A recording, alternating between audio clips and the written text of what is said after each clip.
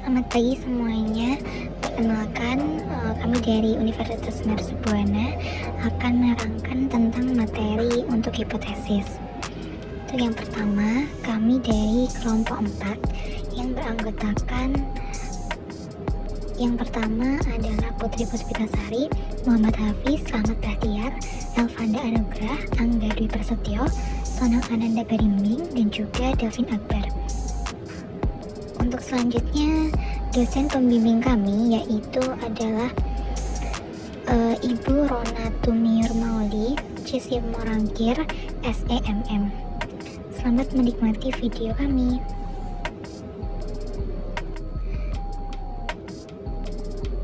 Untuk materi yang pertama adalah pengertian hipotesis dan juga pengujian hipotesis. Menurut Gold and Skett mengatakan bahwa hipotesis adalah sebuah dugaan atau referensi yang dirumuskan serta diterima. Sementara menurut Kerlinger menyatakan bahwa hipotesis adalah pernyataan yang bersifat dugaan dari hubungan antara dua variabel atau lebih. Sedangkan menurut Nasir, hipotesis yang baik mempunyai ciri dapat sesuai dengan fakta, sederhana, dapat diuji, dan dapat menerangkan fakta dengan baik. Berikut merupakan contoh dari pernyataan yang dapat dibuat hipotesisnya. Untuk selanjutnya adalah pengujian hipotesis.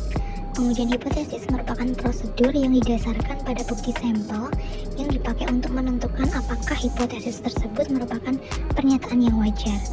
Oleh karena itu, hipotesis dapat dikatakan tidak wajar dan harus ditolak. Sementara bila wajar, makanya boleh untuk tidak ditolak. Untuk selanjutnya adalah prosedur pengujian hipotesis. Langkah pertama adalah merumuskan hipotesis. Ada hipotesis nol dan juga hipotesis alternatif, di mana hipotesis nol adalah suatu pernyataan mengenai nilai parameter populasi, dan berikut merupakan contoh dari hipotesis nol.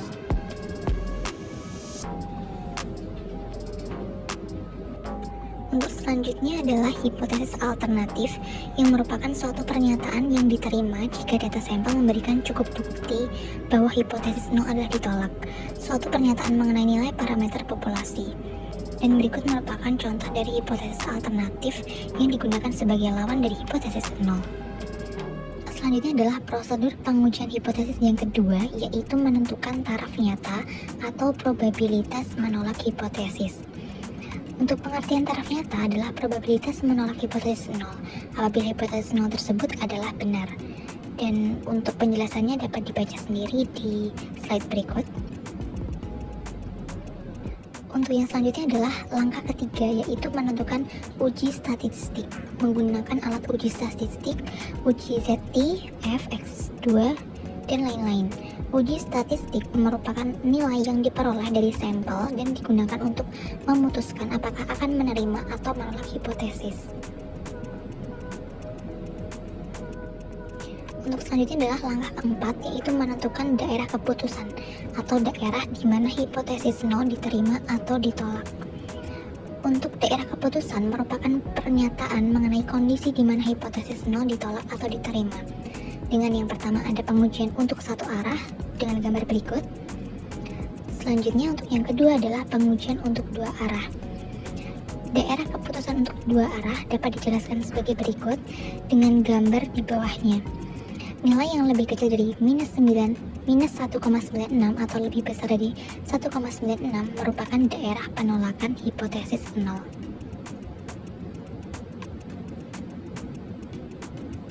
Untuk selanjutnya adalah langkah kelima, yaitu mengambil keputusan, di mana pengambilan keputusan ini dilihat dari letak nilai Z pada daerah keputusan. Dengan menggunakan daerah keputusan untuk uji dua arah, apabila nilai Z sebesar 2,45, maka nilai Z terletak pada daerah penolakan H0, dan selanjutnya. Kemudian apabila penolakan H0 terjadi ketika nilai Z berada di luar daerah penerimaan H0. Selanjutnya adalah uji signifikasi satu arah dan dua arah. Pengujian satu arah adalah daerah penolakan H0, hanya satu, yaitu terletak di ujung sebelah kanan saja atau ujung sebelah kiri saja. Pengujian satu arah atau disebut dengan one tail test digunakan untuk daerah keputusan penolakan H0.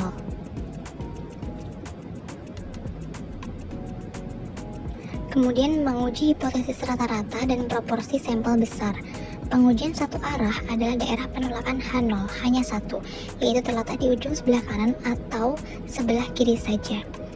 Untuk pengujian dua arah disebut dengan two-tailed test. Untuk selanjutnya adalah menguji hipotesis rata-rata sampel besar. Langkah-langkah yang pertama adalah merumuskan hipotesis.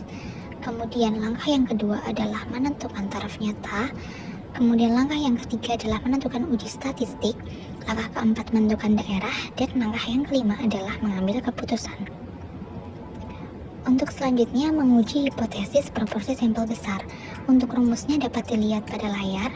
Kemudian untuk langkah-langkahnya yang pertama menyusun hipotesis, kemudian menentukan taraf nyata untuk uji satu arah, kemudian melakukan uji statistik, kemudian menentukan daerah keputusan, dan yang terakhir adalah pengambilan keputusan. Yang selanjutnya adalah menguji hipotesis selisih rata-rata dan proporsi sampel besar. Dapat dilihat di layar menggunakan rumus sebagai berikut dengan keterangan standar deviasi populasi 1, 2, jumlah sampel 1, dan jumlah sampel 2. Untuk yang selanjutnya yaitu menilai uji statistik menggunakan rumus Z. Untuk rumusnya sendiri terdapat di layar, dan apabila mencari standar deviasi 2 sampel dapat dicari menggunakan rumus di bawahnya dengan pengertian yang sudah tercantum di bawahnya juga. Untuk selanjutnya adalah menguji hipotesa selisih rata-rata sampel besar. Untuk langkah yang pertama yaitu merumuskan hipotesa. Untuk langkah yang kedua yaitu menentukan taraf nyata. Langkah ketiga melakukan uji statistik. Kemudian langkah keempat menentukan daerah keputusan dengan nilai kritis Z. Dan yang langkah kelima adalah mengambil keputusan. Untuk menguji hipotesis selisih proporsi sampel besar, yang pertama adalah langkah merumuskan hipotesis, kemudian menentukan taraf nyata, melakukan uji statistik, kemudian menggunakan nilai standar error, kemudian menentukan daerah keputusan, dan yang terakhir adalah menentukan keputusan dengan nilai Z.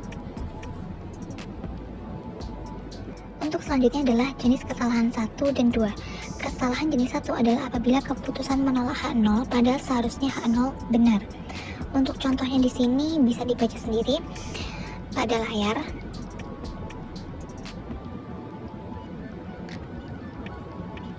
Dan untuk selanjutnya adalah kesalahan jenis 2. Yang disebut kesalahan jenis 2 adalah apabila keputusan menerima H0 padahal seharusnya H0 adalah salah. Untuk contohnya dapat dilihat pada layar.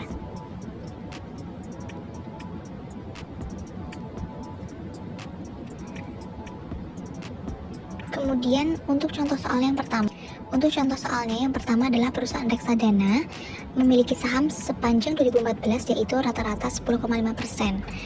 Bahwa hasil rata-rata tersebut standar deviasinya adalah 10,46% dan harus diuji dengan taraf nyata 5%. Untuk langkah pertama adalah merumuskan hipotesis. Kemudian langkah kedua adalah menentukan taraf nyata, di mana taraf nyata sudah ditentukan sebesar 5%. Kemudian langkah yang ketiga adalah melakukan uji statistik dengan menggunakan rumus Z, sehingga diketahui nilai Z adalah 3,06. Untuk selanjutnya adalah menentukan langkah keempat, yaitu menentukan daerah keputusan dengan nilai kritis Z adalah 1,96. Dan langkah yang terakhir adalah langkah kelima, yaitu mengambil keputusan, di mana rata-rata pencurian memang di bawah 5 dan mencapai target perusahaan. Untuk contoh soal yang kedua yaitu seorang investor ingin mengetahui apakah hasil investasinya sama. Oleh karena itu pada 22 perbankan suku bunganya memiliki rata-rata 6,69 dengan rata-rata deviasi 1,85. Kita harus menentukan rata-rata hasil investasi. Langkah yang pertama adalah merumuskan hipotesanya. Kemudian yang langkah kedua adalah menentukan taraf nyata, di mana taraf nyatanya adalah 5%. Kemudian langkah ketiga adalah melakukan uji statistik dengan menggunakan rumus Z untuk selisih rata-rata, sehingga diketahui untuk standar deviasinya adalah 0,57 dengan nilai uji statistik 7,25. Selanjutnya adalah langkah keempat, yaitu menentukan daerah keputusan dengan nilai kritis Z adalah 1,96. Kemudian langkah yang kelima atau langkah yang terakhir yaitu menentukan keputusan, di mana terdapat cukup bukti bahwa hasil investasi pada reksadana dan perbankan adalah tidak sama. Baik, sekian presentasi dari kami. Terima kasih.